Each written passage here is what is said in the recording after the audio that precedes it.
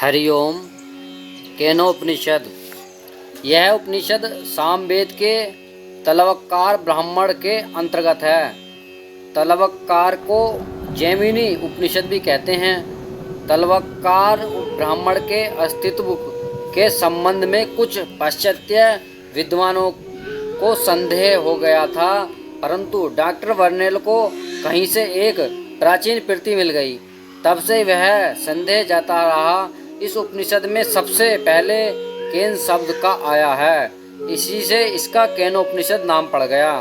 इसे तलवक्कार उपनिषद और ब्राह्मणोपनिषद भी कहते हैं। तलवक्कार ब्राह्मण का यह 9वां अध्याय है। इसके पूर्व के 8 अध्यायों में अंतःकरण की शुद्धि के लिए पवित्र विभिन्न कर्म और उपासनाओं का वर्णन है। इस उपनिषद का प्रतिपाद विषय परब्रह्म तत्व बहुत ही गहन है, अतएव उसको भली भांति समझाने के लिए गुरु शिष्य संवाद के रूप में तत्व का विवेचन किया गया है। मेरे सभी अंग पुष्ट हों तथा मेरे वाक प्राण चक्षु श्रोत बल तथा संपूर्ण इंद्रियां पुष्ट हों, यह सब उपनिषद ब्रह्म है। मैं ब्रह्म का निराकरण न करूं तथा ब्रह्म मेरा निराकरण न करे, अर्थात मैं ब्रह्म से विमुख न हूँ और ब्रह्म मेरा परित्याग न करे। इस प्रकार हमारा परस्पर अनिराकरण हो। उपनिषद में जो धर्म है वे आत्मज्ञान में लगे हुए मुझ में स्थापित हो। मेरे त्रिविध आदिभौतिक आदिदेविक तथा आध्यात्मिक तापों की शांति हो। केनोपनिषद प्रथम खंड। शिष्य आचार्य से प्रश्न करता है कि हे आचार्य, यह मन की प्रेरणा से अभीष्ट वस्तुओं की ओर आकर्षित होता है? मुख्य प्राण किससे युक्त होकर चलता रहता है? मनुष्य वाणी को किसकी प्रेरणा से बोलता है? और वह कौन सा देवता है जो आँख और कानों को अपने कार्य में लगाता है? अर्थात शिष्य के पूछने का तात्पर्य है कि इंद्रियों को अपने कार्यों में प्रवृत्त करने वाला कौन सा देवता है? आचार्य ने उत्तर दिया, हे शिष्य, सारी इंद्रियों को प्रेरणा देने वाला परमात्मा है। वह कानों का कान है, मन का मन है, निश्चय ही वाणी का वाणी है। वह प्राण का प्राण है, आंखों की आंख है।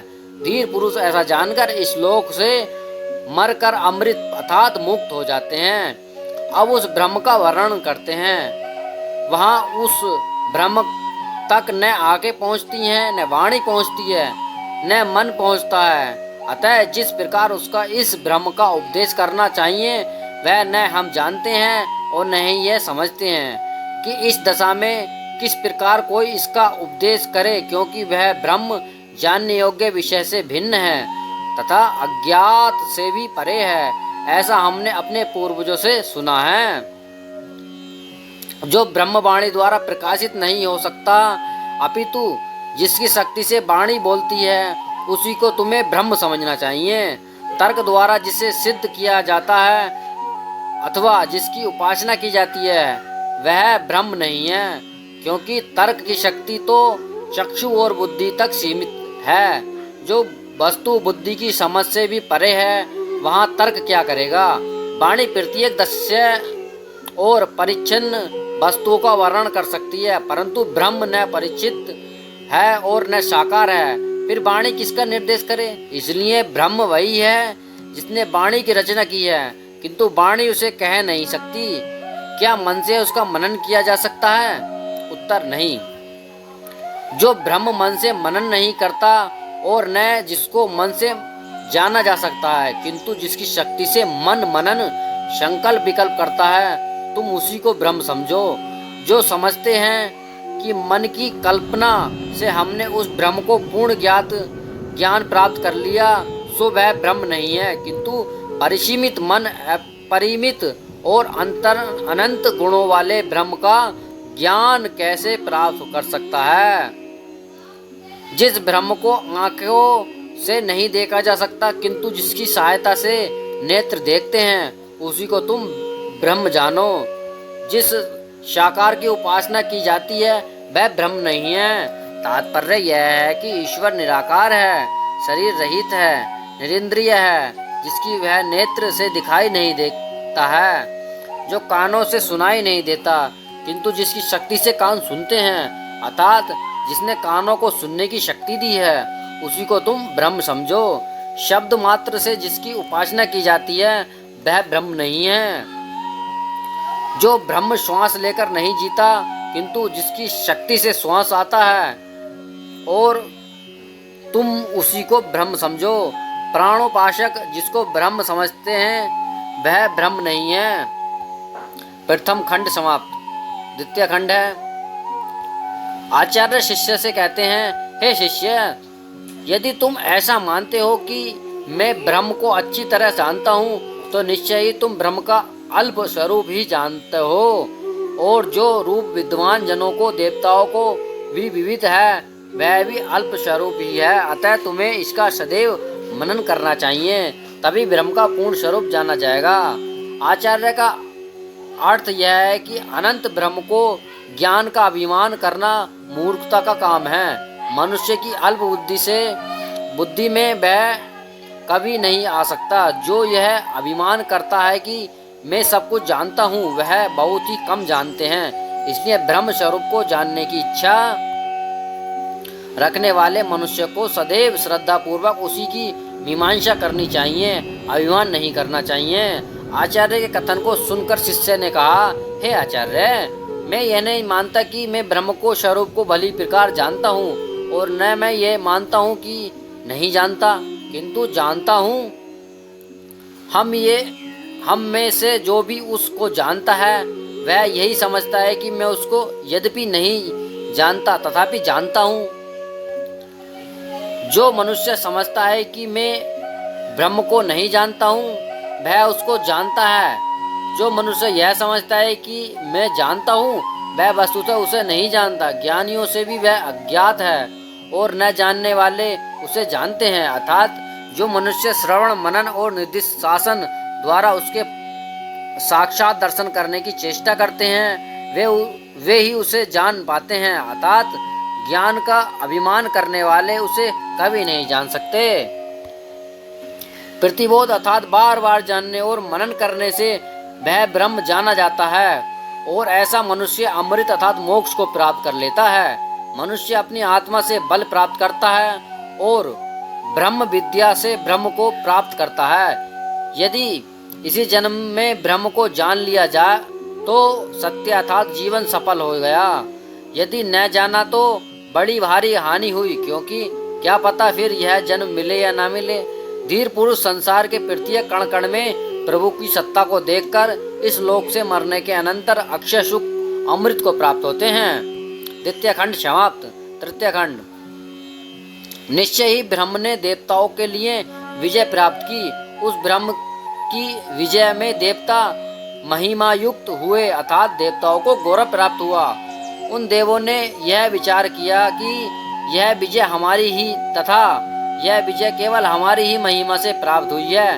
वह ब्रह्म इन देवों के अभिमान को जान गया, और तब वह इन पर यक्ष रूप में प्रकट हुआ, परंतु देवताओं ने उसे न जाना पाए कि यह यक्ष अर्थात पूजनीय कौन है।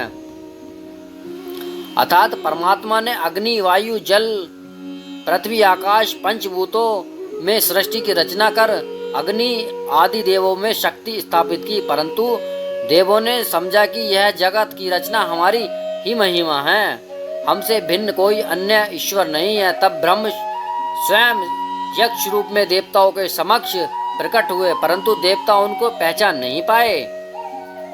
उन देवताओं ने अग्नि से कहा, हे जातेव, यह पता करो कि यह यक्ष कौन है। अग्नि ने कहा, बहुत अच्छा। तब दौड़कर अग्नि यक्ष रूपी ब्रह्म के पास पहुंचे। यक्ष ने अग्नि से पूछा कि तू कौन है? वह बोला, मैं अग्नि हूँ, मैं निश्चय ही जात वेदा हूँ। यक्ष ने पूछा, अच्छा, तुम क्या शक्ति है? अग्नि ने कहा कि पृथ्वी की संपूर्ण चीजों को मैं जला सकता हूँ, मेरे अंदर यह शक्ति है। ऐसा समझकर यक्ष ने अग्निदेव के सामने एक तिनका रखा और कहा कि इसे जला।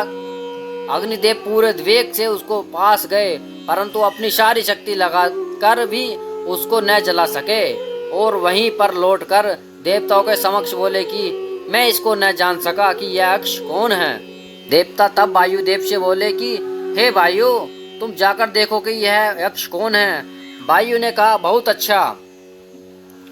वायुदेव दौड़कर यक्ष रूपी ब्रह्म के पास पहुंचे। यक्ष ने उससे पूछा कि तू कौन है। उसने कहा कि मैं वायु हूँ, मैं निश्चय ही मातृश्वा ही हूँ। यक्ष ने पूछा, अच्छा तुझ में क्या शक्ति है। वायुदेव ने कहा, जो कुछ पृथ्वी पर है मैं सबको उड़ा सकता हूँ, मुझ में यह शक्ति है। यक्ष ने उनके आगे वही एक तिनका रखा और कहा, इसको उड़ाकर दिखाओ। वायुदेव ने अपने पूरे वेग से उसके तिनके के पास पहुंचे, परंतु उस तिनके को उड़ा नहीं सके।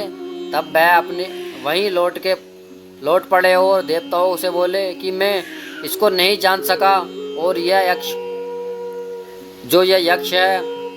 समस्त देवताओं ने तब इंद्र से प्रार्थना की, हे मधवन, देखो तो यह यक्ष कौन है। इंद्र ने कहा, बहुत अच्छा।